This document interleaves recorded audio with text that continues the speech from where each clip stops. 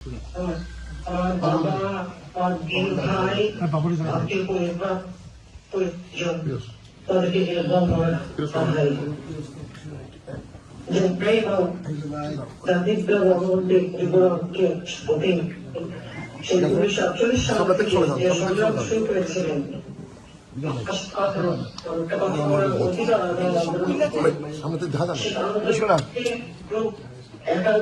মহান মুক্তিযুদ্ধে বিজয় যে নির্যাতন সহ্য করেছেন আমাদের অগণিত নেতৃত্বকে তারাও জাতির পিতা বঙ্গবন্ধু শেখ মুজিবুর সাথে ত্যাগ করেছেন। এই আত্মত্যাগের মধ্যে দিয়ে আমরা পেয়েছি আমাদের স্বাধীনতা। এক প্রদেশ ছিল শোষিত বঞ্চিত মানুষ, দারিদ্র্যের সীমার নিচে প্রায় 80% উপরে মানুষ, তাদের এক উন্নত জীবনকে দুঃখী মাত্রাবেন সুন্দর করে দেখতে গরিব করে লেগেই ছিল জাতির পিতা বঙ্গবন্ধু শেখ মুজিবের একমাত্র লক্ষ্য। আর সেই লক্ষ্য বাস্তবায়নের জন্য নিজের জীবনকে তিনি উৎসর্গ করেছিলেন। যে অত্যাচার নির্যাতন সহ্য করতে পেরেছিল এই পাকিস্তানের আমলে যা ভাষায় বর্ণনা করা যায় না। মহান মুক্তিযুদ্ধ জাতির পিতা সেই 25শে মার্চ রাতে যখন পাকিস্তান হানাদার বাহিনী গণহত্যা শুরু করে তিনি 26শে মার্চের প্রথম প্রহরী স্বাধীনতা ঘোষণা দেন 32 নম্বর রোডের বঙ্গবন্ধু ভবন থেকে। তাকে সারা দিয়ে জাতি সমগ্র জাতি অস্ত্র তুলে নেয়, যুদ্ধ শুরু করে। 7ই মার্চ 71 সালে তার ঐতিহাসিক ভাষণ, যে ভাষণের মধ্যে দিয়ে তিনি বলেছিলেন এবারের সংগ্রাম আমাদের মুক্তির সংগ্রাম, এবারের সংগ্রাম আমাদের স্বাধীনতার সংগ্রাম, এবং ঘরে ঘরে দুর্গ গড়ে তুলে সবাইকে প্রস্তুত হতে বলেছেন। আওয়ামী লীগের নেতৃত্বে সারা বাংলাদেশে সেই সময় সংগ্রাম পরিশ্রম করে ওঠে। আর সেই সংগ্রাম পরিশ্রমের নেতৃত্বে তিনি এদেশের মানুষ অস্ত্র তুলে নিয়ে যুদ্ধ করে বিজয় অর্জন করেন। বিজয়ের পর স্বাধীনতা ঘোষণা দেওয়ার সাথে সাথে জাতির পিতা বঙ্গবন্ধু শেখ মুজিব থেকে গ্রেপ্তার করা হয়। এরপর আমার মা, আমার ছোট ভাই জামাল, রেহানা, ছোট বোন রেহানা, রাসেল, আমি সহ সকলকে গ্রেপ্তার করে অসাধারণ বর্তমান নামে এই 26 নম্বরের একটা একতলা বাড়ি ছিল যেভাবে বন্দি করে রাখে। আর আমার পক্ষে পাকিস্তানে কারাগারে নিয়ে যায়। সেই দৃশ্য সেই সময় কষ্টের মধ্যে দিয়ে তাকে মানবের জীবন কাটাতে হয়েছিল। আমাদের বাংলাদেশের জনগণ অস্ত্র হাতে নিয়ে যুদ্ধ করে মিত্র শক্তি সংখ্যা বাংলাদেশকে শক্তি মুক্ত করে এই ডিসেম্বর মাসে। ডিসেম্বর মাসের 16 ডিসেম্বর আমাদের মুক্তিযুদ্ধে বিজয় অর্জিত হয়। তখনই কিন্তু আমরা বন্দি, আমার মা বন্দি, আমরা মুক্তি পাই 17 ডিসেম্বর মাসে। আমি আজকে আমাদের যে 23 লাখ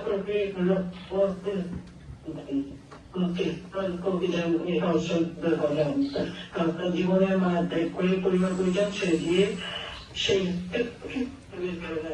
ঝাঁপিয়ে পড়ে এবং দেশকে আমি সন্তানায় ভারতের প্রধানমন্ত্রী তিনদিন গান্ধীকে এবং ভারতের জনপ্রতি এদিন এক কোটি মানুষ এই ভারতের রাষ্ট্র প্রতিটি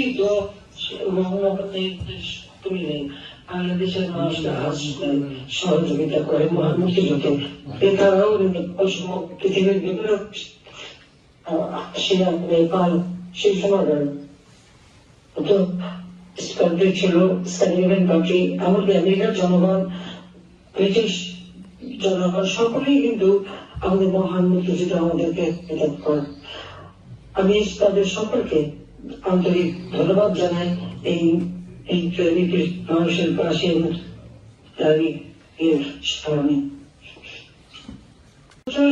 সংবাদ ছিলেন জাতির পিতা বঙ্গবন্ধু শেখ মুজিব। একটা প্রদেশকে রাষ্ট্রীয়কৃত করে যুদ্ধবিধ্বস্ত দেশ তিনি গড়ে তুলেছিলেন। কয়েকজন মাসে নিরাপত্তা নিশ্চিত করেছিলেন সেই বিজ্ঞান সব দিক থেকে, এবং 9 মাসের 10 মাসের মধ্যে একটি সংবিধান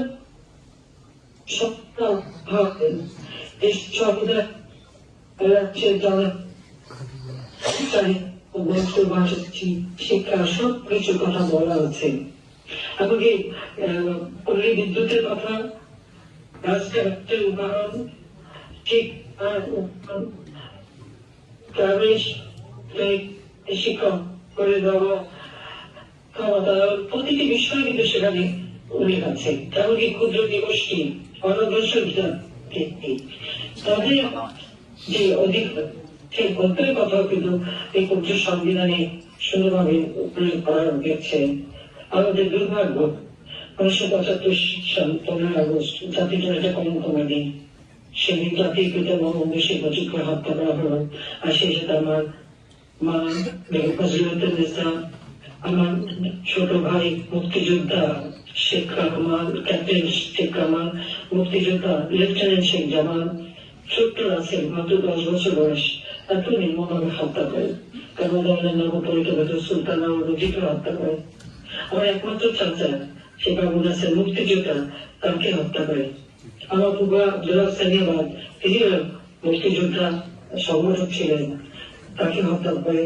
তার 10 বছর এই বেবি, 10 বছর ছেলে আরিফ, 4 বছর নাতি সুকান্ত, আবুল হাসান আব্দুল্লাহ ছেলে, তাদের এত সূর্য মুক্তিযোদ্ধা, সাংবাদিক, মুক্তিযোদ্ধা শহীদ সেনবাগ তাদেরকে হত্যা করে।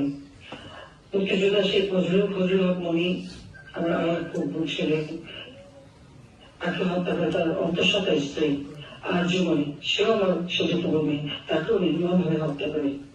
এরপর 3রা নভেম্বর ওই বছরই ঢাকা কেন্দ্রীয় কারাগারে যারা জাতির পিতার নেতৃত্বে মুক্তিযুদ্ধ পরিচালনা করেছিলেন, সৈয়দ নজরুল ইসলাম, তাজউদ্দিন আহমেদ, মনসুর আলী, কামরুজ্জামান, তাদেরকে জেলখানা কারাগারে নির্মমভাবে হত্যা করেছিল। বাংলাদেশের ইতিহাসকে বিকৃত করা হয়। সুরমার হত্যা কুষড়যন্ত্রের মধ্যে দিয়ে ক্ষমতা দখলে পাওয়া, জনগণের গণতান্ত্রিক অধিকার কেড়ে নেওয়া হয়, সংবিধান বন্ধ করে দেওয়া হয় এবং মার্শাল জারি করে মানুষের সকল মৌলিক অধিকার কেড়ে নেওয়া হয়েছিল। আওয়ামী লীগের সকল নেতা কর্মীকে গ্রেপ্তার করা হয়, বন্দী করা। দীর্ঘ 4 বছর তারা কারাগারে বন্দী, এই অবস্থায় তারা ছিল। আমরা দীর্ঘক্ষণ বিদেশে ছিলাম, বেঁচে গিয়েছিলাম। 81 সালে তখন রাজনীতি করার সুযোগ আসলো। আওয়ামী লীগ কনফারেন্সে আমাকে সভাপতি নির্বাচিত করা হয়। আমি রবি ছোট ছেলে নেই, 10 বছরের জোয়ান, 8 বছরের শিশু কন্যা সাইমা, অসৎ পুত্রকে রেখে রেহাবার কাছে নিয়ে আমি চলে আসি বাংলার মানুষের কাছে। এসেছিলাম একটা প্রত্যয় নিয়ে, যে জাতির জন্য আমার জীবন দিয়ে গেছেন, সেই জাতির ভাগ্য পরিবর্তন করব। বাংলাদেশ স্বাধীন বাংলাদেশ, যে বাংলাদেশ মুক্তিযুদ্ধ চলাকালীন সময় উনি আমেরিকার তখনকার পররাষ্ট্রমন্ত্রী কিসিঞ্জার বলেছিল যে বাংলাদেশ স্বাধীন কিভাবে বটমলেস বাস্কেট হবে। আমার একটা চ্যালেঞ্জ ছিল যে বাংলাদেশ বটমলেস বাস্কেট হবে না, বাংলাদেশ উন্নত দেশ হবে। এবং সেই চ্যালেঞ্জ দিয়েই দীর্ঘ সংগ্রাম করি। অনেক ঘাত প্রতিঘাত চলাই আমাকে পার হতে হয়, বারবার প্রতিবন্ধকতা সৃষ্টি করা হয়। এই সব কিছু অতিক্রম করে শুধুমাত্র বাংলাদেশের মানুষ তাদের সমর্থন নিয়ে, তাদের স্নেহ ভালোবাসা নিয়ে আমি 96 সালে প্রথমে সরকার গঠন করি।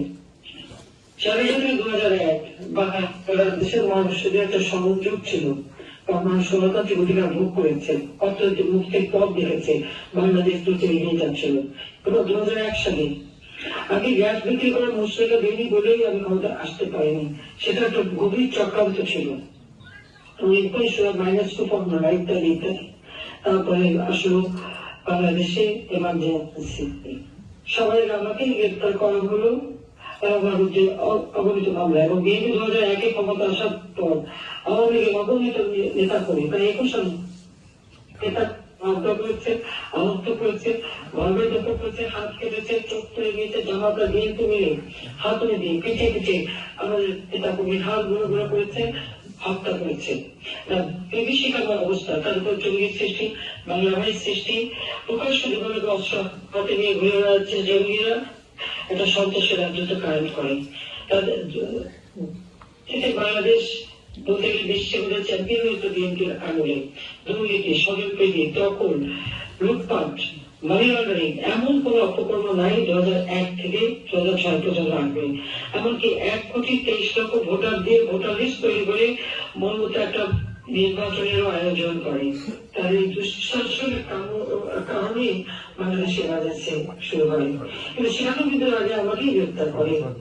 আমি বিদেশে ছিলাম, আমাকে দেশে আসতে দেবে না, আমি জোর করে দেশ আসি।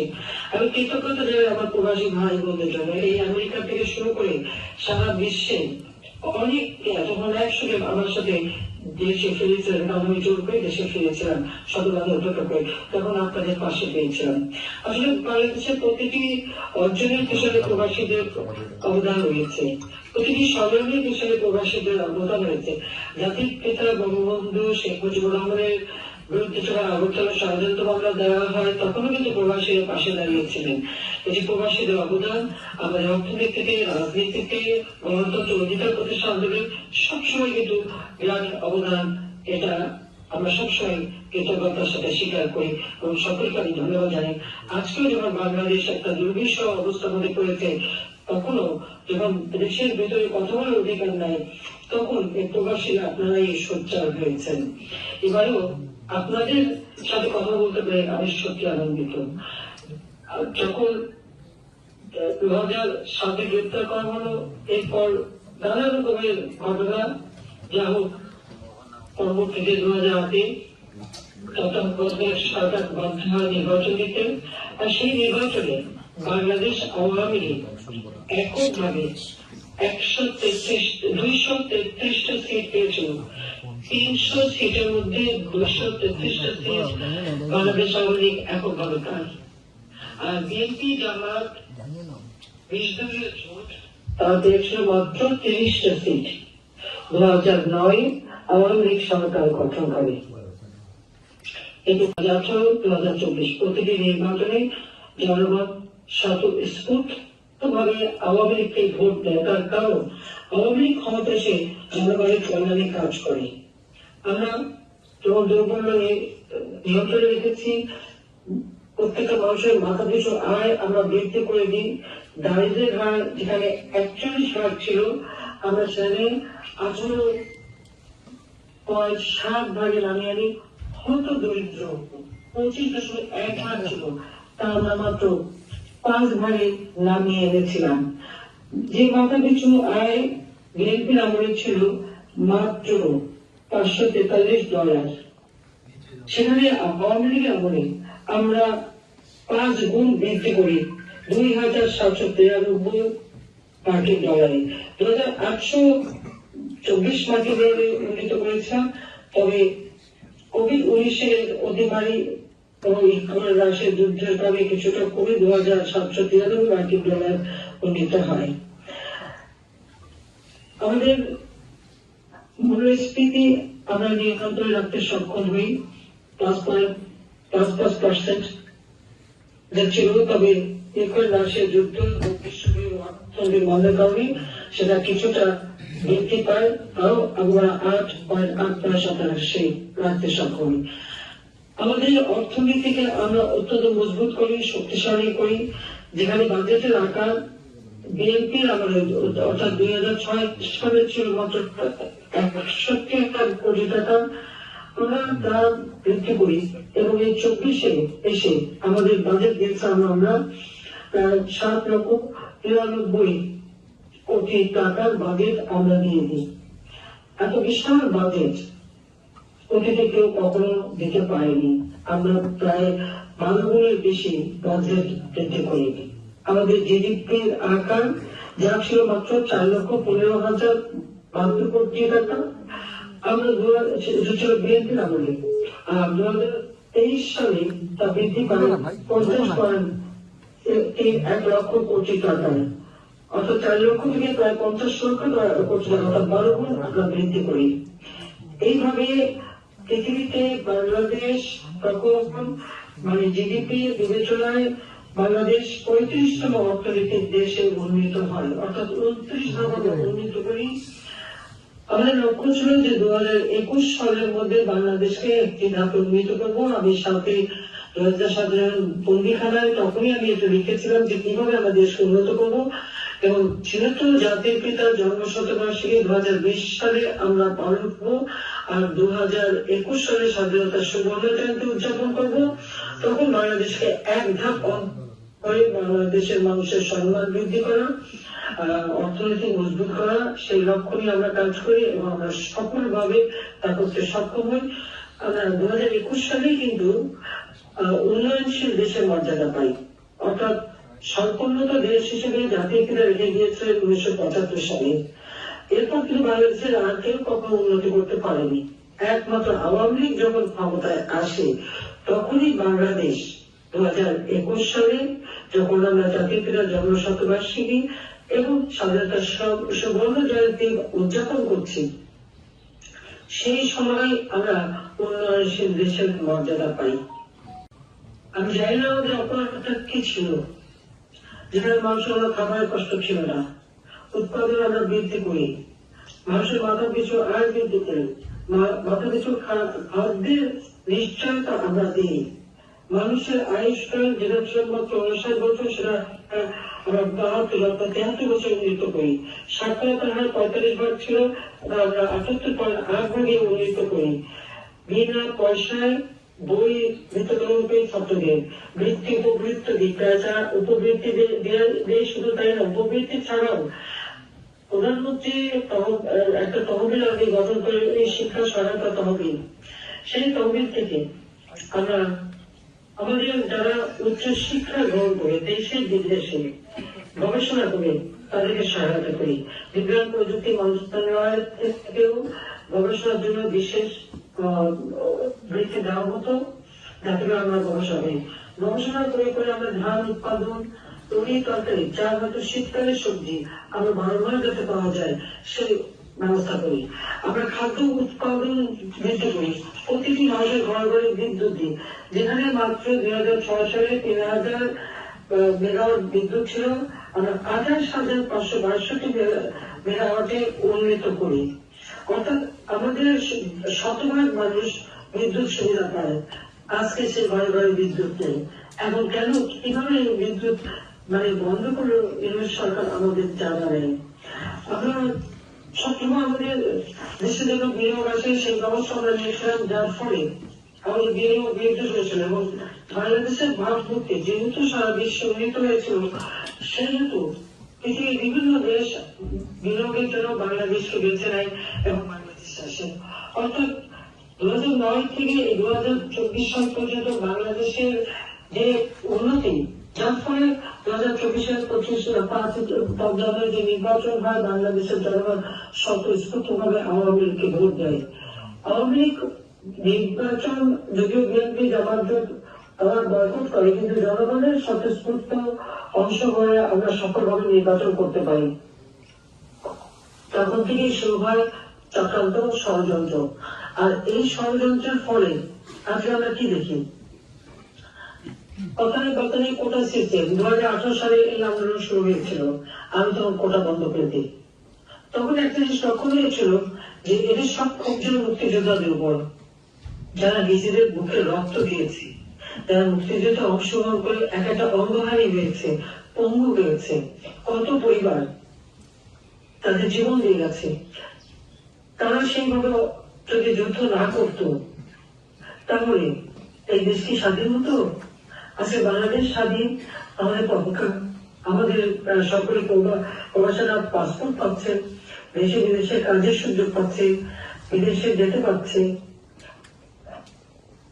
আজকে এই মুক্তিযোদ্ধাদের অবদানেই এটা সম্ভব, কিন্তু তাদের উপরে যত ক্ষোভ, যত রাগ, এটা একটা অদ্ভুত পরিস্থিতি আমরা দেখি। যাই আমাদের যারা তরুণ সমাজ, যুব সমাজ, যাদের বয়স এখন হয়তো 15 বছর বা 18 বছর বা 20 বছর, আমি তাদেরকে বলবো, তার মধ্যে আমি তাদেরকে একটা কথা বলতে চাই, 2009 সালের আগ পর্যন্ত বাংলাদেশের কি অবস্থা ছিল।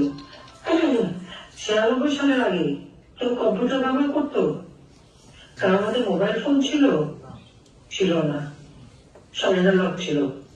পদ্ধতিতে সমস্ত টেলিফোন ডিজিটাল করি, মোবাইল ফোন সকলের হাতে যাতে পৌঁছায়, আমরা বেসরকারি খাতে উন্মুক্ত করে দিই কর্মসংস্থানের জন্য। আমরা বিভিন্ন শিল্প কলকারখানার নির্মাণের সাথে সাথে ব্যাগ, বিমান, টেলিভিশন, এমনকি আজকে যে হেলিকপ্টার সার্ভিস থেকে শুরু করে বিমান সার্ভিস সবকিছু বেসরকারি খাতে উন্মুক্ত করে দিয়েছিলাম একটা লক্ষ্য নিয়ে মানুষদের কর্মসংস্থান হয়। সমগ্র বাংলাদেশে ডিজিটাল সেন্টার করে দিয়েছি, সেখানে একজন মেয়ে একজন ছেলে তারা যেন উদ্যোক্তা হয়, অর্থাৎ তাদের কর্মসংস্থান গ্রামে বসে freelancer training, learning and earning, এই ট্রেনিং দিয়ে ছেলে মেয়েদেরকে আমরা দিই যে কাজের ফাটাফাটি দেশে বসে অনলাইনে তারা যেন আয় উপার্জন করতে পারে, সেই ব্যবস্থাটা আওয়ামী লীগ সরকার করে দিয়েছে। শুধু তাই না, শিক্ষা প্রতিষ্ঠানগুলিতে যাতে ডিজিটাল পদ্ধতিতে শিক্ষা গ্রহণ দেওয়া হয় সেটাও তো আওয়ামী লীগের করে দেওয়া হয়। স্কুলে স্কুলে কম্পিউটার ল্যাব আমরা তৈরি করে দিই। আমরা ট্রেনিং এর জন্য কম্পিউটার ট্রেনিং এবং সেই সাথে বিভিন্ন আমরা সেন্টার তৈরি করে দিই সারা গ্রাম জেলায় জেলা উপজেলা পর্যন্ত, যাতে করে আমাদের ছেলেমেয়েরা কম্পিউটার ট্রেনিং নিতে পারে। যেমন কম্পিউটার ট্রেনিং এর ব্যবস্থা, সেই সাথে সাথে সারা বাংলাদেশে আমরা ব্রডব্যান্ড এবং ওয়াইফাই কানেকশন নিশ্চিত করি। বঙ্গবন্ধু স্যাটেলাইট 1 উৎক্ষেপণ করি, যে স্যাটেলাইটের মাধ্যমে আজকে আমাদের টেলিভিশন থেকে শুরু করে একেবারে গভীর সমুদ্র পর্যন্ত মানুষজন যোগাযোগ করতে পারে, সেই ব্যবস্থাটা আমরা নিয়েছিলাম। যে মোবাইল ফোনে কানেকশন দিতে পারে সেটাও আমরা হাতে নিয়ে সেটাও আমরা উৎক্ষেপণ করি। প্রথম একটা স্যাটেলাইট বাংলাদেশে আমরা উৎক্ষেপণ করি। এর আগে তো কেউ কোনো কিছু করেনি, ব্যাপারগুলো তাদের কোনো ধারণাও ছিল না যে এভাবে করা যেতে পারে।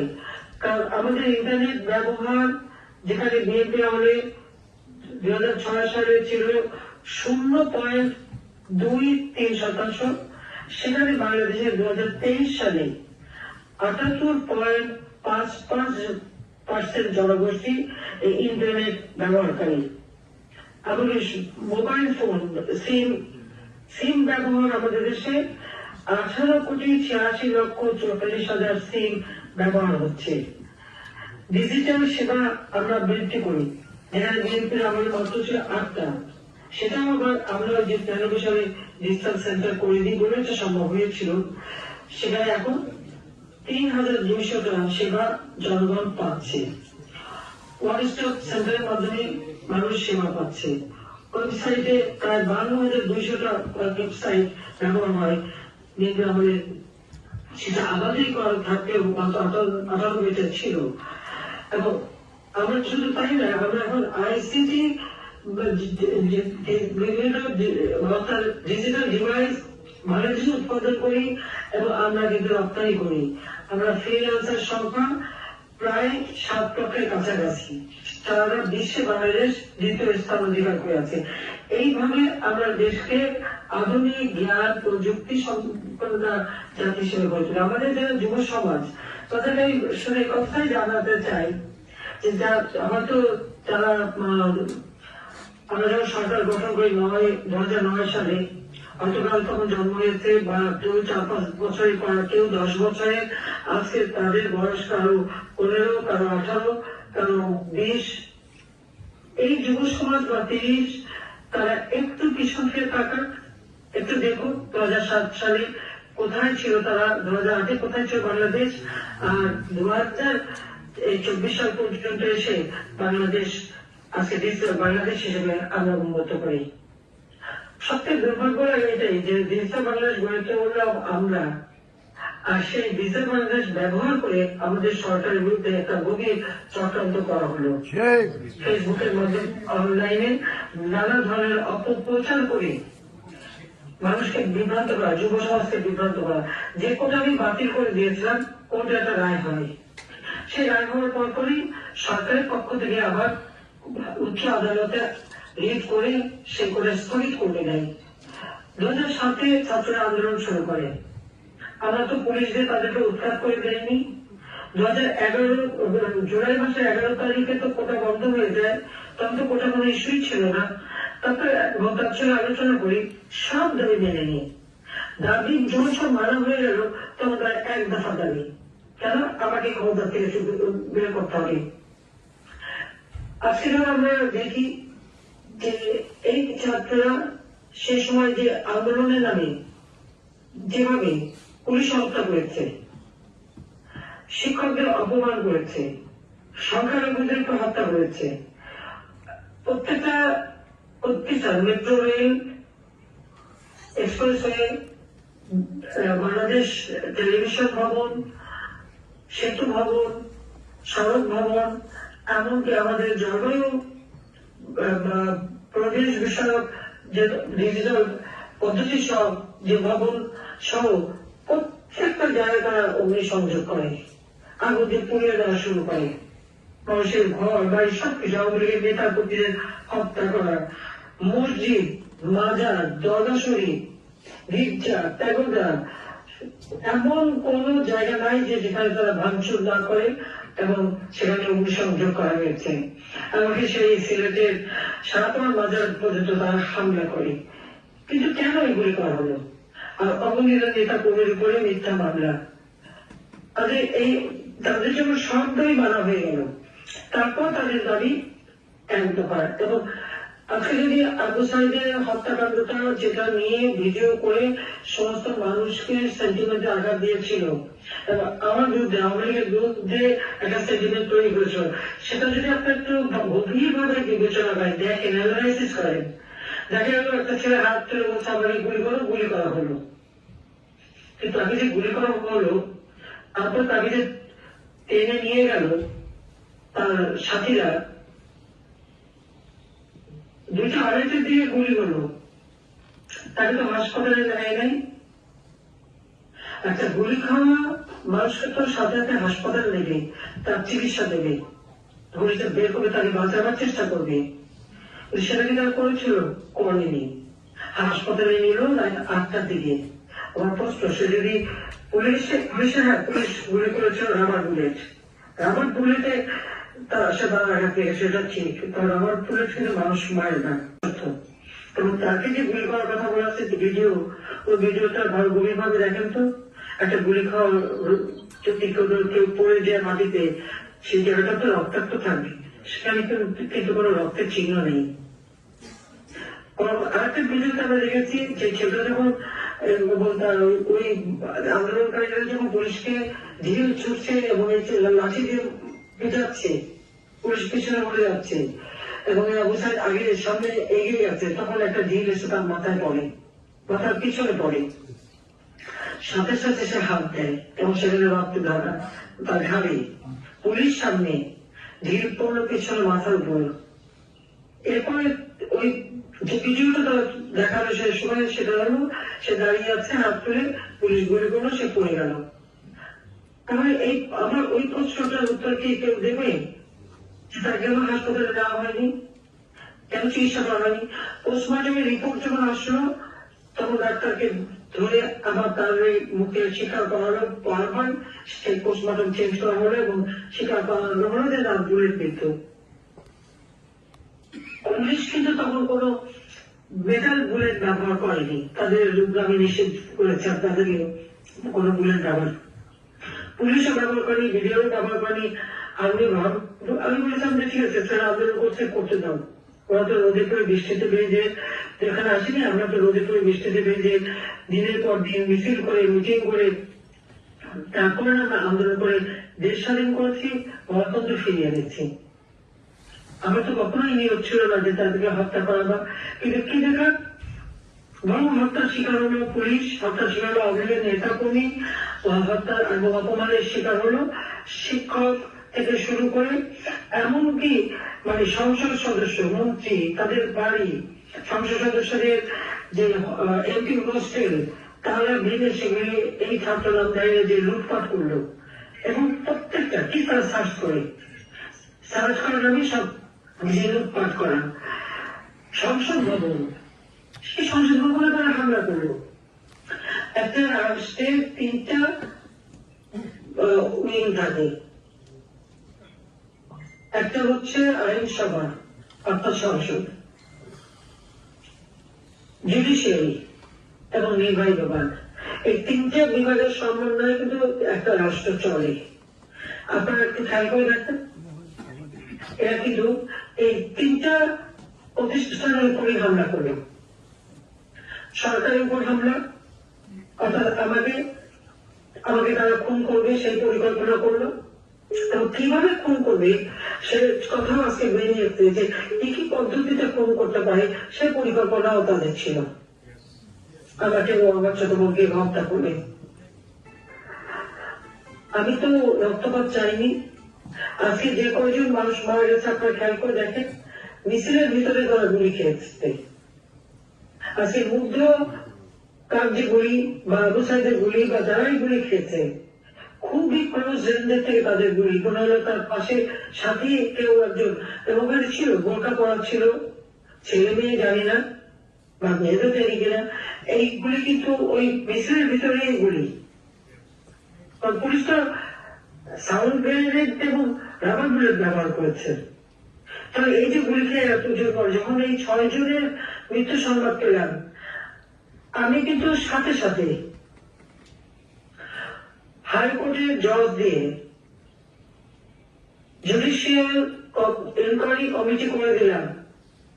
আজকে যদি আমার হুকুমে মারা যেত তা আমি তো জুডিশিয়াল ইনকোয়ারি কমিটি করতাম না। আমার করার উদ্দেশ্যই ছিল, কারণ আমি যখন দেখলাম যে এইভাবে যে খুব কাছে থেকে গুলি করে মারা হচ্ছে, এটা খুব সন্দেহজনক। সেই জন্য আমি এই জুডিশিয়াল কমিটি করে দিলাম। এর মধ্যে আরো পুলিশকে যেভাবে মেরেছে, প্রায় 256টা পুলিশের স্টেশনে আগুন দিয়েছে, প্রত্যেকটা পুলিশের স্টেশনে, এবং ঢাকা শহরে কতগুলি পুলিশের স্টেশনে আগুন দিয়েছে, প্রতিটি পুলিশ স্টেশনে পুলিশকে আগুন পুড়িয়ে মেরেছে, অস্ত্র লুটপাট করেছে। এই অস্ত্র কোথায় গেল? তার কাছে গেল। আর এই যে বুলেট ইনজুরি, একজন বর্তমান ইউনিট সরকারের যে একজন উপদেষ্টা, তিনি নিজেই বললেন ওই বুলেট দেখে, যেটা 7.62 বুলেট, এটা একটা অন্য ধরনের রাইফেল, যে রাইফেল আমাদের পুলিশ, বিডিআর বা আমি কেউ ব্যবহার করে না।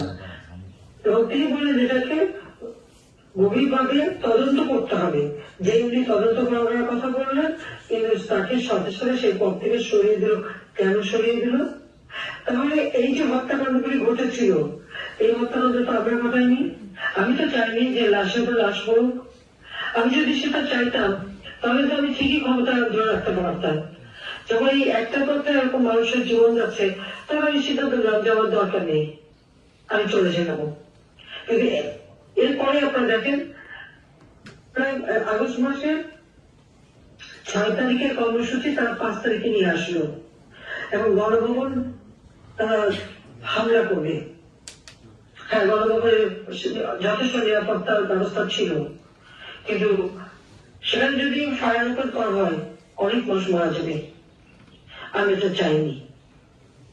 আর যেভাবে তারা তৈরি হয়ে আসছে অস্ত্র শস্ত্র হাতে নিয়ে প্রকাশ্যে, যেখানে একটি রাষ্ট্র চলমান, সরকার চলমান, সেখানে এইভাবে প্রকাশ্য অস্ত্র নিয়ে তাদের আগমন, এটা কোন ধরনের সভ্যতা, কোন ধরনের আন্দোলন? এটা তো সরাসরি হত্যাকাণ্ড ঘটানোর চেষ্টা। যেমন 15ই আগস্ট জাতির নেতারা হত্যা করেছে, ঠিক তেমনি ভাবে আরেকটা হত্যাকাণ্ড তারা ঘটাতে চায়। আমাদের নিরাপত্তা ছিল, তারা আসলে তাদেরই মুখের দিকে তাকিয়ে, এবং তাদের সে বছর 25-30 মিনিটের ব্যাপার, আমি সেখান থেকে সরে যাই, সরে যেতে বাধ্য হই। তারা বলে যায় যে তোরা পুলিশ করো না, যা খুশি হোক। আজকে আমার মধ্যে আমি নাকি গণহত্যা করেছি। আসলে গণহত্যা করেছে তো ডক্টর ইউনূস তার মেটিকুলাসলি ডিজাইন মাস্টার মাইন্ড দ্বারা প্ল্যান করে সে করেছে। এই গণহত্যার বিচার ওই তার সমন্বয়কারীরা এবং ইউনূস তার মাস্টার মাইন্ড, তাদেরই ঘটানো। তারই লাশের পর লাশ ফেলেছে। এমনকি ওই আমাদের জিয়াউর রহমানের ছেলে যেটা লন্ডনে বসে আছে, তার একরমা, সেও কিন্তু বলেছে লাশের উপর লাশ করে তাহলে সরকার পড়ে যাবে। এটা তো তাদের কথা। আর আমরা তো চাইনি লাশের উপর লাশ করুক। অথচ আমাদের বিরুদ্ধে মামলা আমি রেহানা জওয়ান প্রথমটাও বাদ নেই। কি মানবতার বিরুদ্ধে কাজ করেছে তারা? তারা কোথায়? তারা সবাই তো বিদেশে। পুতুল সারবা WHO তে সে একটা রিজনাল ডাইরেক্টর হিসেবে নির্বাচন করে 10টা ভোটের মধ্যে 8টা ভোট পেয়ে 8টা দেশের ভোট পেয়ে সে তার দায়িত্ব পালন করছে ওয়ার্ল্ড হেলথ অর্গানাইজেশনে।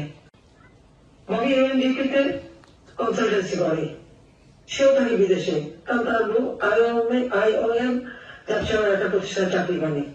জয় আমেরিকায় সে আমাদের ডিজিটাল বাংলাদেশ করে দিয়েছে, কিন্তু সে তার নিজে কনসালটেন্সি করে, তার নিজে বিজনেস করে চলে। এই তো দেশ নাই, রেহানা থাকে লন্ডনে। তাহলে এরা কি কোন দোষটা করলো? অগণিত আওয়ামী লীগের নেতা কর্মী, তাদের কি অপরাধ?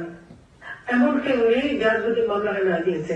প্রত্যেকটা মন্ত্রীর বাড়ি, এমপির বাড়ি, তাদের এমপি হোস্টেল লুটপাট করেছে, সমস্ত জিনিস নিয়ে গেছে। সবচেয়ে দুঃখজনক হলো জাতির পিতা প্রতি অবমাননা করা। এবং বঙ্গবন্ধু স্মৃতি জাদুঘর ধানমন্ডি 32 নম্বরের ওই বাড়িটা তো আমরা 2 গুণ ভোগ করতে নেইনি, আমরা তো তার জনগণকে দিয়ে দিয়েছিলাম। তখন আমার বাবা সারাদিন জনগণের জন্য কাজ করেছে। ওই বাড়ি থেকে স্বাধীনতার ঘোষণা, ওই বাড়ি থেকে সকল আন্দোলন সংগ্রাম, ওই বাড়ি থেকে 71 সালে অসহযোগ আন্দোলন, এরপর মুক্তিযুদ্ধের আহ্বান, স্বাধীনতার ঘোষণা জাতির পিতা দিয়েছিলেন। কাজে সেই বাড়িতেই আমার বাবা মা ভাই হত্যা করা হয়েছে, এখন রক্তের দান। কাজে ওই বাড়িতে আমরা ভোগ করতে নেইনি, জীবন আমরা জনগণকে দান করে দিয়েছি ট্রাস্ট করে। আর সেই ট্রাস্ট স্মৃতি জাদুঘর করেছি। আর ট্রাস্টের মাধ্যমে আমরা আমাদের বহু মানুষকে আমরা সহযোগিতা করি। প্রায় 1400-1500 ছাত্র ছাত্রীদেরকে আমরা বৃত্তি দিই। গ্রেনেড হামলায় যারা আহত এবং নিহত পরিবারকে সাহায্য করে, আহতদের এখনো আমরা তাদেরকে আর্থিক সহায়তা দিই। আওয়ামী লীগের নেতা কর্মী বা যখন যে আসে তাদেরকে সাহায্য করি। কোভিড-19 সময় এই কোভিড ফান্ডে 5 কোটি টাকা দিয়েছি। জাতির পিতা জন্মশতবার্ষিকী হিসেবে আশ্রম প্রকল্পের মাধ্যমে ভূমিহীন গৃহহীনদের জন্য আমরা ঘর করে দিচ্ছি। আমি সিদ্ধান্ত নিলাম বাংলাদেশে একটি মানুষও ভূমিহীন থাকবে না, তাদের আমরা বিনা পয়সায় 2 কাঠা জমি এবং ঘর করে দেবো। আমরা সেখানে একটা ফান্ড তৈরি করি জমি কেনার জন্য। আমরা ট্রাস্ট থেকে, বঙ্গবন্ধু মেমোরিয়াল ট্রাস্ট থেকে 5 কোটি টাকা দিয়ে ফান্ড করে যেখানে যেখানে জমি পাওয়া যেত না সেখানে জমি কিনে এই ভূমিহীনদের ঘর করে দিই। 58টা জেলা ভূমিহীন গৃহহীন মুক্ত আমরা করেছিলাম, যে বাংলাদেশে একটি মানুষ থাকবে না গৃহহীন ভূমিহীন থাকবে না। দুর্ভাগ্যের বিষয়, তারা যে শুধু আওয়ামী লীগের নেতা কর্মীর উপর হামলা করছে তা না, মুক্তিযোদ্ধাদের উপর হামলা করছে সেটা না, বঙ্গবন্ধু ভবন পুড়িয়েছে। এর থেকে দুঃখের আর কি থাকতে পারে? যে স্মৃতিটুকু নিয়ে আমরা জীবন বেঁচেছিলাম সেই স্মৃতিটুকু সম্পূর্ণ পুড়িয়ে শেষ করে দিল। এবং সেখানে তারা রোগী ডান্স করে,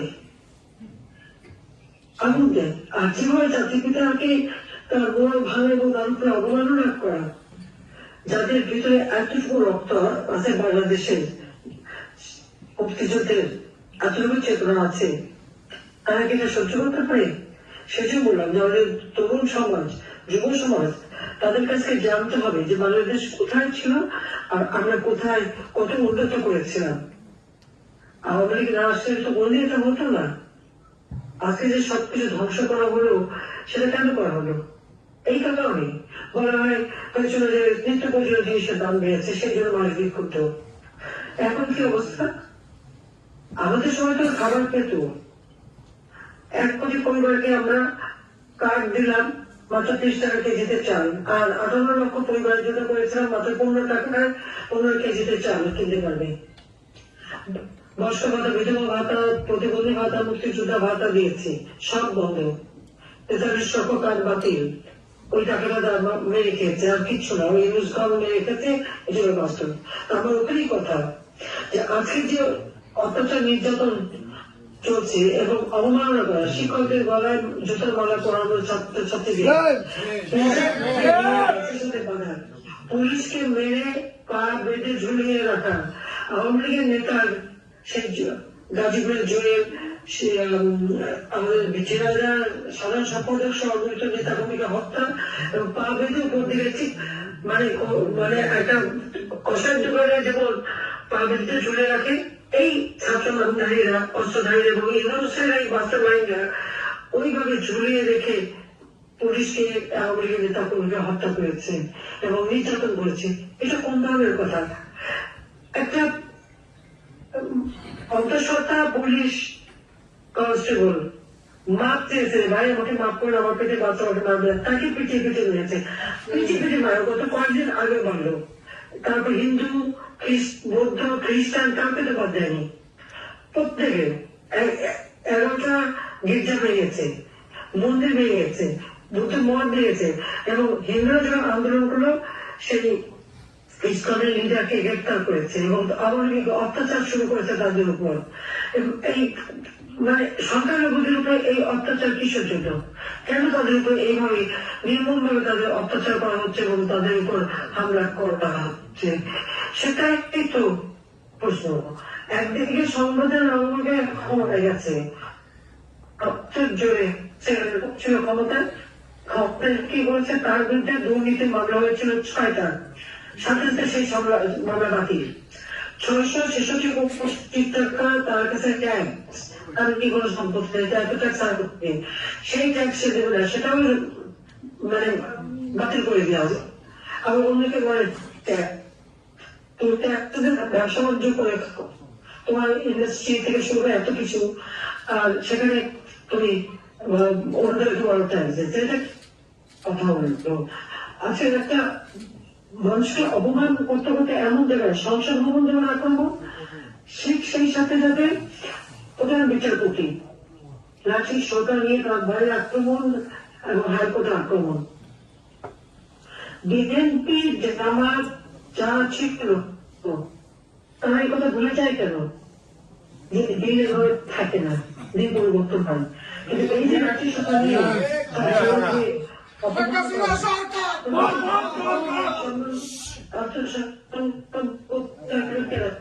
সে করেছে তাদেরকে ফিরিয়ে দেওয়া হয়েছে এবং সব জায়গায় দলীয়করণ, সব জায়গায় বিএনপি আর জামাতের বসানো। কাজে ন্যায় বিচার পাবার যে অধিকারটা মানুষের, সেই ন্যায় বিচার পাবার অধিকারও নেই। সংসদ সে ন্যায় বিচার পাওয়ার অধিকার নেই। আর এক্সিকিউটিভ অথরিটি আমি তো পদত্যাগ করার সময় পাইনি, এমন ভাবে আক্রমণ করা হলো, কাজে আমিও সঙ্গে আসতে বাধ্য হলাম।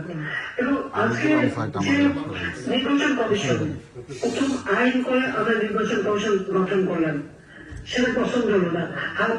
হাবিবুল আউয়াল সাহেব তো কোনো রাজনৈতিক দল করতেন না, কিন্তু এখন থেকে বসেছে সে কে, সে কোন দলের সভাপতি সেটা তো সবাই জানা আছে। অর্থাৎ সেখানে এখন দলীয়করণ হলো। মানবাধিকার কমিশন, সেই কমিশনে বাতিল। পাবলিক সার্ভিস কমিশন, তাদের সবাইকে অপমান করে তাড়ানো হলো। প্রত্যেকটা প্রতিষ্ঠানে যারা দায়িত্বরত ছিল তাদেরকে অপমান করা। সচিবরা তারা তো চাকরি করেন, যে সরকার থাকে সরকারের হুকুম মানে, তাদেরকে অপরাধ, তাদের হাতে হ্যান্ডকাপ দেওয়া। আওয়ামী লীগ নেতা 80 বছর বয়স, সাবেক মন্ত্রী, এমপি, তাদের হাতে হ্যান্ডকাপ দেওয়া। এবং শুধু তাই এদেরকে যখন কোর্টে নেয় তখন তার উপরে মানে, এমন ক্যান্সার যেমন হাসপাতালে চিকিৎসা করতে গেছে, হাসপাতালে যেতে চিকিৎসা ওই আন্দোলনকারী তারা তার উপর হামলা করে। হামলা করে কেন? আমি যারা হামলাকারী তারা জিজ্ঞেস করি তোমাদের গুলিটা কে খেয়েছে? ওই মাছটা অংশ হিসেবেই তাদেরকে গুলি করা হয়েছে। এটা উপলব্ধি করতে হবে। আর কারো একদিন নিশ্চয়ই গুলি বেড়াবে, একদিন নিশ্চয়ই এই সমস্ত কিছু জনগণের সামনে আসবে। আজকে চাকরি বাকরি সব নিয়ম বন্ধ, কোন নিয়ম ছাড়াই 80,000 লোকে চাকরিতে ঢুকিয়েছে। আর ওদিকে আসিফ 26 লক্ষ ইন্ডিয়ানকে চাকরি দিয়েছে। এখন ক্ষমতা আছে 26 লক্ষকে চাকরি থেকে বের দিয়ে মানুষকে বিভ্রান্ত কেন করলো সে? আয়না কোথায় আয়না ঘর? এখন তো আয়না ঘর, কারণ গোটা বাংলাদেশে আয়না ঘর হয়ে গেছে। পর্যন্ত আমাদের নেতা কর্মীরা ঘরবাড়ি এবং মামলা সব খুনের মামলা দায়ের করা হয়েছে, তাতে প্রায় কয়েক লক্ষ আসামি। নারী নির্যাতন চলছে সমানে, প্রায় 2000-এর মতো নারী নির্যাতন মাত্র 2 মাস, সেপ্টেম্বর অক্টোবরের মধ্যে প্রায় 2000-এর মতো নারী নির্যাতন হয়েছে। পুলিশকে পুলিশ তো আক্রমণের শিকার প্রায় 3000-এর মতো পুলিশ হত্যাই করেছে, তারা পিটিয়ে 40 জন আনসারের কোনো খবর নাই, গুম হয়ে গেছে। আর চুরি ডাকাতি যেভাবে বেড়ে গেছে, কোন মানুষ শান্তিতে থাকতে পারে না, নিরাপদে ঘুমাতে পারে না, নিরাপদে চলতে পারে না। ছিনতাই, খুন, প্রতিদিন এমনকি একজনের কানের দুল ছিঁড়ে নিয়ে গেছে, সে কানটা কেটে গেছে। এইরকম একটা অরাজকতা, মানে ছিনতাই, অপহরণ, দেশে অস্ত্রতে বহনা, খুন, ধর্ষণ প্রতিনিয়ত সারা বাংলাদেশে চলছে। আর জিনিসের দাম, প্রত্যেকটা জিনিসের দাম এমন ভাবে বেড়ে গেছে, 70-80 টাকা কেজি চাল, আলু, পেঁয়াজ, তরকারি সব। এমনকি আমাদের গ্রামে যেখানে সব জিনিস সস্তা ছিল, সেখানে একেবারে রিমোট এলাকা, সেখান থেকে আমাকে আমাদের স্থানীয় লোক ফোনে বললো, মা 140 টাকা ঢেঁড়স। আমরা আপনার তো ওই এলাকায় বলে, হ্যাঁ এরকমই দাম, আমি 1000 কেজি কিনছি, বেশি কিনতে পারিনি। তো এইরকম ভাবে প্রত্যেকটা জিনিসের দাম আজকে বেড়ে সাধারণ মানুষের ক্ষমতার বাইরে চলে গেছে, মাথা পিছু একটু কমে গেছে। ইন্ডাস্ট্রিগুলি জ্বালিয়ে দেওয়া হয়েছে, হোটেল জ্বালিয়ে দেওয়া হয়েছে, আওয়ামী লীগের নেতাদের যত প্রতিষ্ঠান সেগুলি যেমন আগুন দেওয়া। আজকে 50 ভাগ গার্মেন্টস এক্সপোর্ট আমেরিকায় বাতিল হয়ে গেছে। তারা কি রাষ্ট্র চালাচ্ছে, কি দেশ চালাচ্ছে, কি অবস্থার সৃষ্টি করছে? তারা খালি পারে আমাদের কিভাবে ফাঁসি দেবে, আমার বিরুদ্ধে কিভাবে মামলা করবে। এবং সব থেকে দুর্ভাগ্যের বিষয় যে 21শে আগস্ট গ্রেনেড হামলা, সবার মনে আছে সেদিন পার্লামেন্টে খালেদা জি বললো, ওরা তোমার কে মারবে? তো যারা নেতা, তাদের বিএনপি নেতা কর্মীদের কথা, আমি নাকি গ্রেনেড করে গ্রেনেড দিয়ে মেরেছি। 11টা গ্রেনেড মারা হলো, তাহলে 11টা ফুটলো। তবে হাতে 13টা গ্রেনেডের ব্যাগ থাকলে কত ব্যাগটা হতো? আর হাতে কিলো ব্যাগ ছিল। এই যে এরকম মিথ্যা অপপ্রচার চালানো সেই সময় তারা যে পরিকল্পিত ভাবে আমাকে হত্যার জন্য গ্রেনেড হামলা করেছিল। একটা গ্রেনেড ট্রাকের উপর পড়লে আমাদের সকল নেতাকে মারা যেত। অন দ্য স্পট 24 জন মারা গেল। আইবি রহমান আমাদের নেতৃত্ব, তাকে সিএমএইচে যেমন চিকিৎসা দেয়, ছেলে মেয়েগুলি দেখতে গেছে, দেখতে দেয় না, এমন একটা অবস্থা। 24 তারিখে সে মারা গেল, তাহলে পরবর্তীতে আরো প্রায় 20-25 জন মারা গেছে। এই মৃত্যুর দায়িত্ব তাদের নিতে হবে। তত্ত্বাবধায়ক সরকার, আমরা মামলা করতে গেলাম, মতিঝিল থানায় গিয়েছিল, জলিল সাহেব মোহাম্মদ আব্দুল চৌধুরী, তারা মামলা নেবে না। কোনো মধ্যে একটা জিডি করে চলে আসা হয়, তাও তারা গ্রহণ করতে চায়নি। এরপরে 2008 সালে যখন তত্ত্বাবধায়ক সরকার আসলো, তখন এটা তদন্ত শুরু করলো। আমি তখন কারাগারে বন্দি, আবার জবানবন্দি নিল। তারাই মামলাটা শুরু করেছিল 2008 সাল থেকে, এবং সেই মামলার সাজা হলো। সবাই খালাস, সবাই খালাস। প্রায় 30-40 জন মানুষকে মারা গেল ওই অনলাইন 24 জন, আর এরপর আরো মানুষ পাওয়া গেছে, আইবি রহমান সহ। সবাই খালাস পেয়ে গেল। সত্যিকারেরা কোন করে তারা খালাস পায়? যারা হত্যাকাণ্ড চাই নাই, নিজে পরপরই ছেড়ে দিলাম, তাদের বিরুদ্ধে হত্যা মামলা, আমার বিরুদ্ধে 229টা মামলা, সব নাকি আমি হত্যা করেছি। এবং এইভাবে আওয়ামী লীগের সব নেতা প্রত্যেকের বিরুদ্ধে হত্যা মামলা। আওয়ামী লীগ, ছাত্রলীগ কেউ বাদ যায়নি, সকলের উপরে। আজকে ইউনিভার্সিটি গুলি অস্ত্রের কারখানা। ওই কয়েকদিন আগে দেখলাম এক ছেলে রাজশাহী ইউনিভার্সিটি, সে বক্তৃতা দিচ্ছে যে তাদের ওখানে সেনাবাহিনী হবে, এত অস্ত্র আছে যে সে নাকি ওই রাজশাহী সব প্রশাসনকে ঠেকাতে পারবে। সমন্বয়কারী একজন আপনাদেরকে বলছে যে যদি পুলিশ হত্যা না করতো আর মেট্রোলে আগুন না দিত, তাহলে নাকি তাদের বিপ্লব সার্থক হতো না। অপরাধ কারা করছে তার তো নিজেরা মুখেই বেরিয়ে যাচ্ছে, নিজেরাই স্বীকার করছে।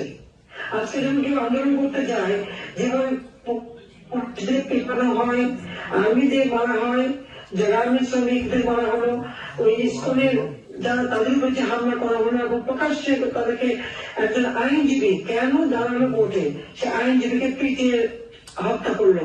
সাইফুল্লাহ আইনজীবী সেই স্কুলের ওই নেতার জন্য দাঁড়িয়েছিল, জামিন চেয়েছিল কেন, সে অপরাধ তাকে মারা হলো। এরা কোন অপরাধী না, এদের প্রতি কোনো আইনের শাসন নেই। সব দোষ হলো আওয়ামী লীগের। কেন?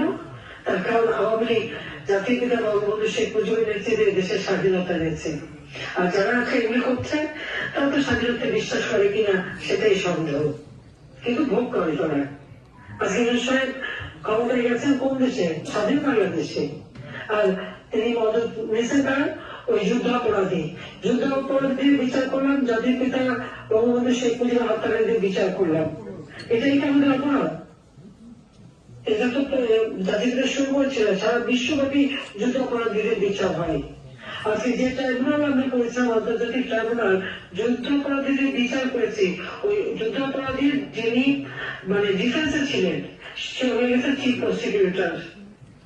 আর জামাত যে একটা নতুন আরেকটা পার্টি করেছিল, এই পার্টি, সেই পার্টির প্রেসিডেন্ট হলো এই আইসিসির চেয়ারম্যান। সেখানে ন্যায় বিচার করতে হবে, এটা বাস্তব কথা। আজকে খুনিরা ছাড়া পাবে আর যারা অপরাধ করে তাদেরকে সাজা দেবে। এটাই চলছে বাংলাদেশে। এই চরম অরাজকতার হাত থেকে অবশ্যই মানুষকে মুক্তি দিতে হবে। আমি ধন্যবাদ জানাচ্ছি যে এই একটা ক্ষমতা লোভী, তার তো অর্থের সীমা নেই, গরিবকে ক্ষুদ্র ঋণের নামে শোষণ করে শত শত কোটি টাকা। আমি দিয়েছিলাম তাকে ওই গ্রামীণ ধরনের ব্যবসা, গ্রামীণ ব্যাংকে আমি 400 কোটি টাকা দিয়েছিলাম গ্রামীণ ব্যাংক চালানোর জন্য। সবকিছু পানির আদায় করে চুরি করে নিয়ে এখন সে সমস্ত টাকা ব্যবহার হচ্ছে। সারা বিশ্বব্যাপী সে যে ব্যবসা করে বেরিয়েছে, কোথা থেকে টাকা পেয়েছে? সে বিদেশে এত নোবেল প্রাইজ পেয়েছে গ্রামীণ ব্যাংক, অর্ধেক টাকা তো গ্রামীণ ব্যাংকে পাওয়ার কথা, সে তো সেটাকেও দেয়নি। আজকে সারা বাংলাদেশ হচ্ছে একটা সন্ত্রাসের দেশ। অগ্নি সন্ত্রাস, পুলিশ থেকে শুরু করে অর্থনীতি সম্পূর্ণ ধ্বংস হয়ে গিয়েছে। উন্নয়নশীল দেশের মর্যাদা পেয়েছেন, ওদের সেটাও ধরে রাখতে পারবে না। সবাই টাকা ছাপাচ্ছে, 22,000 কোটি টাকা ছাপিয়ে দিল। আমাদের 16 বছরে আমরা ছাপিয়েছিলাম 60,000 কোটি টাকা, 16 বছরে। আর মাত্র 3 মাসের মধ্যে 22,000 কোটি টাকা ছাপালো। আরো দুর্ভাগ বাড়বে। এটা হচ্ছে বাস্তবতা। আমি আমার আমেরিকা যারা এখানে মিটিংটা আয়োজন করেছেন, আমি ধন্যবাদ জানাই। যারা বিজয় মাস 1 ডিসেম্বরে আপনারা এই সভা করছেন, আপনার দেশে অত্যন্ত বলতে পারে আমি অত্যন্ত আনন্দিত।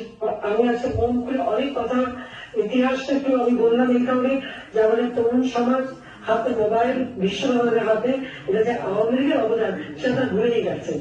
আজকে যে ফেসবুক ব্যবহার করে এটা আওয়ামী লীগের অবদান, এটা ভুলে গেছে তারা। আওয়ামী লীগের গাড়ি যে পালেই যেন এখন সবাই খুশি। এই তরুণ সমাজকে স্বাধীনতার চেতনা উদ্বুদ্ধ করতে হবে, বাংলাদেশের ইতিহাস জানতে হবে। বাংলাদেশের উন্নয়নের গতিটা কি ছিল? গত 3 টার্মে আওয়ামী লীগ যে দেশটাকে উন্নত করেছিল, মানুষের জীবনে শান্তি ছিল, নিরাপত্তা ছিল, নিরাপদে চলতে পারত, পেট ভরে দুবেলা খেতে পারত, কোনো মানুষের খাবার কষ্ট ছিল না, কোনো জায়গায় কোনো দুর্ভিক্ষ হয়নি আমাদের সময়। আমরা মানুষের মৌলিক চাহিদা বলে একে একে সব পূরণ করেছিলাম। বিশেষ করে তরুণ সমাজের জন্য রিজার্ভ বাংলাদেশে শুধু করিনি, বাংলাদেশে আধুনিক প্রযুক্তি জ্ঞান সম্পন্ন জনগোষ্ঠী যাতে গড়ে ওঠে, আমরা সেই পদক্ষেপ নিয়েছি। আমরা কম্পিউটার ট্রেনিং এবং ইনোভেশন সেন্টার করে দিয়েছিলাম ট্রেনিং পাওয়া। সেই ট্রেনিং পেয়ে সেগুলো এখন আমাদের বিরুদ্ধে ব্যবহার হচ্ছে। এটা হচ্ছে দুর্ভাগ্য। অনেক সময় আপনাদের সাথে বক্তব্য রাখলাম।